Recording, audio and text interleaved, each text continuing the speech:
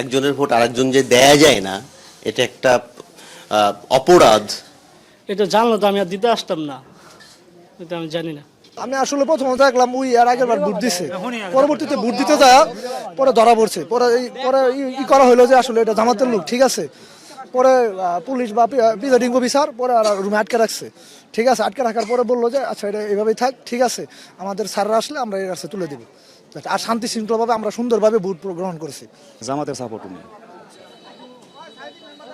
বাসা কোথায় সম্পর্কে তো বলেন তো। আমি ওর বাসা কোথায় জানি না, আমি ওরা দেখছি ওই জামাতের ভোটার, এটাই আমি জানি। ওর বুকে সাইনবোর্ড আছিল, স্লিপ ছিল। পরে ভিতরে যাওয়ার সময় স্লিপ হতে পারে কিনা সাইনবোর্ড আরেকজনের দিয়ে আরেকজনকে ভোট দিতে গেছে।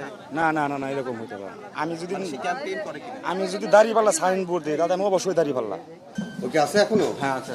ভোট দিতে আইছিলাম, হ্যাঁ, পরে আর কি দেখছি।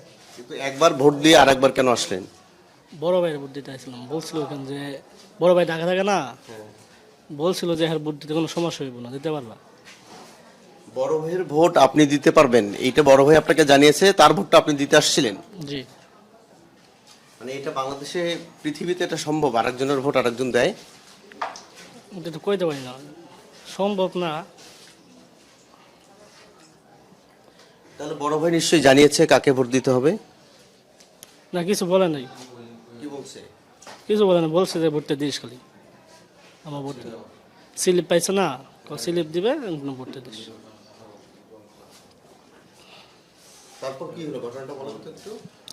এখন আমি ঢুকছি, ঢোকার পরে বলতেছে যে তুমি না একবার ভোট দিছ, পরে আমরা ধরে নিয়েছি। আপনার গলায় কোন প্রার্থীর ইয়ে ছিল? কোনো ভাট্টি ছিল না।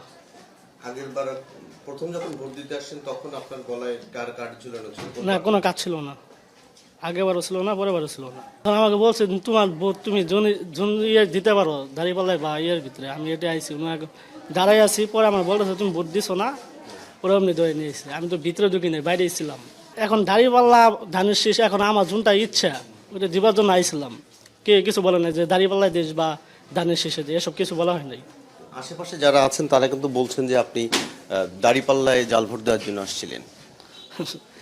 এখন মানুষও বললে আমি কি করবো। আপনি কি করেন? আমি ঢাকা লালবাগে থাকি, দর্জি কাজ করি। ভোট দেওয়ার জন্য লালবাগ থেকে এসেছেন, মানে ভোটের উদ্দেশ্যে এসেছেন কিনা? না আমি ঈদের ছুটিতে আসলাম, এখনো কারখানা খোলা হয় না, এই জন্য যাইনি কোনো মানে কিছু। আপনি এই আইনটা সম্পর্কে জানেন না যে একজনের ভোট আরেকজন যে দেয়া যায় না, এটা একটা অপরাধ। এটা জানলে তো আমি আর দিতে আসতাম না, এটা আমি জানি না। আমি একবার ভোট দিছি, ধানের শেষে দিছি। এখন আইসি, এখন এখানে আইসি ভোট দেয় না, যে কোন দলে দিব এটা চিন্তা ভাবনা করে বাইরে দাঁড়াই আছি। আচ্ছা, আপনি প্রথমে কাকে ভোট দিয়েছেন সেটা একান্ত আপনার ব্যক্তিগত ইচ্ছা, কিন্তু এই আশেপাশের মানুষ কিন্তু বলছেন, দাবি করছেন আপনি জামাতের কার্ড ঝুলিয়েছেন দাঁড়িপাল্লার, তারপরে ভোট দিতে এসেছেন।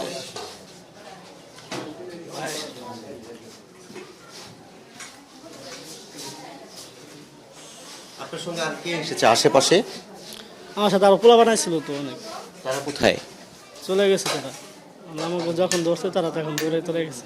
মানে আপনি যখন বিপদে পড়েছেন আপনাকে বিপদে রেখে তারা চলে গেছে? জি। জাল ভোট যে কোনো নির্বাচনে এটি একটি খুবই স্পর্শকাতর বিষয়। সেটা যে কোনো প্রার্থীর পক্ষেই যে কেউ দেখ না কেন অপরাধ, সেই অপরাধের শাস্তি নিশ্চয়ই হবে ভবিষ্যতে। নিশ্চয়ই দেশের আইন কানুন মেনেই সবাই ভোট দেবেন, সেটি আশা করেন সবাই। আল আমিন হক অহন, যমুনা নিউজ, শেরপুর।